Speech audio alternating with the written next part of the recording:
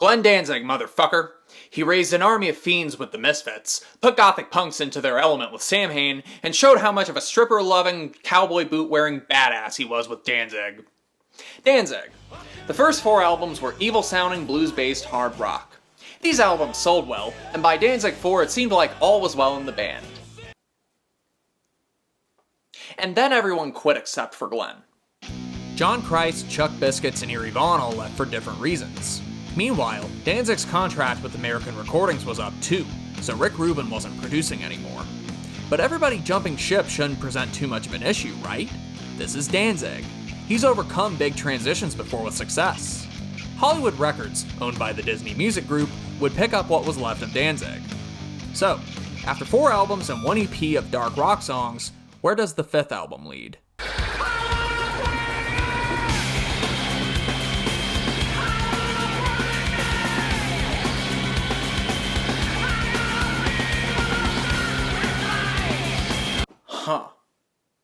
Evil Elvis puts out an industrial album for the mouse. We're talking Danzig 5, Blackacidevil. Danzig 5 came out in October 1996, and it shows. Industrial rock bands were big at the time. Naturally, Danzig fans were confused as to why he would abandon the style that worked so well for him on the first 4 albums. There were songs on Danzig 4 that had experimental production and sound effects, so the industrial influence was hinted at. But this was a full-on transformation that shook everybody up. Danzig later said that's what he intended. People either loved it or hated it, and we got a lot of new fans from its release. Hey, maybe some of the people who only liked Mother dropped out, and I've always said those fans are okay when you get this big MTV exposure, but they're not permanent fans. The core following you have is your most important thing. It wasn't just Danzig fans that were concerned. His music and satanic image had already ruffled the feathers of the PMRC and Christian protesters for years. This time he was on Disney's label. Disney, the company known for family-friendly, wholesome entertainment, gave Danzig a 7-figure deal.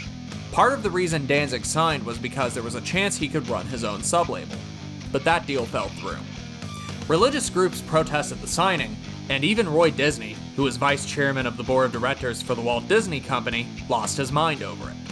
For the main lineup, Glenn takes care of most of the instruments here and is credited as producer. Future Queens of the Stone Age drummer Joey Castillo plays here and would stay with Danzig until the 7th album.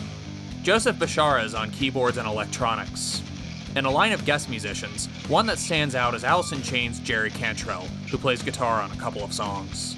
This album is a big can of worms and we haven't even gotten to the music yet, so let's go! 7th House opens the album with its upbeat electronic grooves. The guitars, drums, and bass work alongside the techno beats. Then Danzig's vocals come in, distorted and harsh. In fact, his voice is distorted or has effects for most of the album. Considering that his voice was the heart and soul of his previous albums, it was a bold production choice. Actually, there's a ton of distortion on everything throughout the album. Some fans felt that some of these songs didn't work in the industrial style, or had too many effects for the wrong reasons. Others didn't have so much of a problem with the music as much as they did with how the album sounds. It was a jarring shift after the natural-sounding Danzig 4.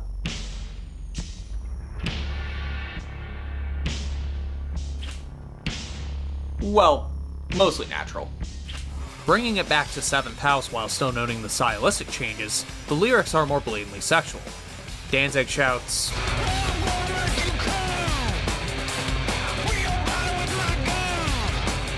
he was still lyrically poetic on the album, but there are more repeated lines and intense subject matter.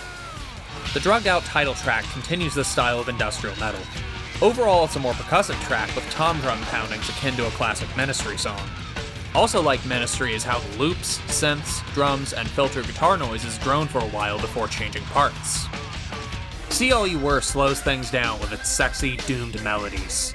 Under the effects, Danzig sings like he did on the Rick Rubin-produced albums. Even with the experimenting in vocal styles and sounds, hints of familiarity exist. Sacrifice was the big single from the album. People have compared the musical style of this album to Nine Inch Nails. The sped-up, closer drum pattern shows why. With the synth programming, tempo, and Danzig's naked voice in the verses, it was the most radio-ready song in the set. Hint of Her Blood is a slow and bass-heavy track about a blood fetish. Seductive with catchy riffing, the drums let everything else stand on their own until about 3 minutes in. Serpentia continues the sexual escapades in a calm, doomy way. Porn samples in the background complement the slinky tempo and drum loops. You could say it crawled inside of its skin. After writing 13 for Johnny Cash, Danzig was asked to write another song for him. Come to Silver was written during the Danzig 4 sessions. Johnny Cash was still on American Recordings after Danzig split with them, and Danzig didn't want to give another song to American. Given it was written with the Man in Black in mind, the outlaw country and blues sound has an industrial tinge here. An acoustic version later appeared on the Lost Tracks of Danzig compilation. There's a cover of Black Sabbath's Hand of Doom. The idea came from the band playing the song during soundcheck. A distorted industrial crunch coats the original melody. Now there are brand new lyrics about violent sexual stuff. Power of Darkness is an upbeat techno track similar to Seventh House and the title track. Noises and repetition are key. Closing the original version of the album is Ashes, a somber piano track backed by soft clanging. Danzig's voice is without effects.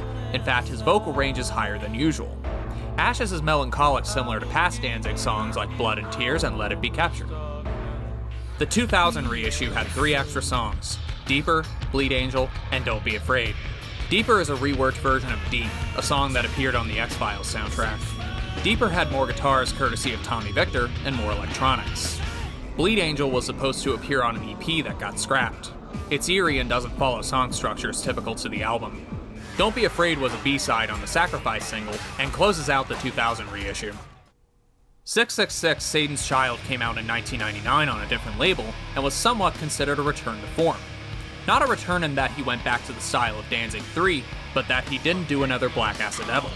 It had elements of nu metal and industrial, the guitars were higher in the mix, and the album was generally more liked. The damage of Danzig 5 was done though.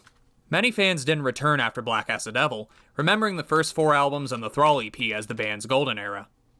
Some will remember Blackacidevil as a disaster. Others think there are salvageable songs while the whole project was misguided, but the album has its fans too. He would later go back to the bare-bones evil rock like heard on the early albums, but some sounds heard on Danzig 5 were never heard from the band again. It was a daring experiment for Danzig.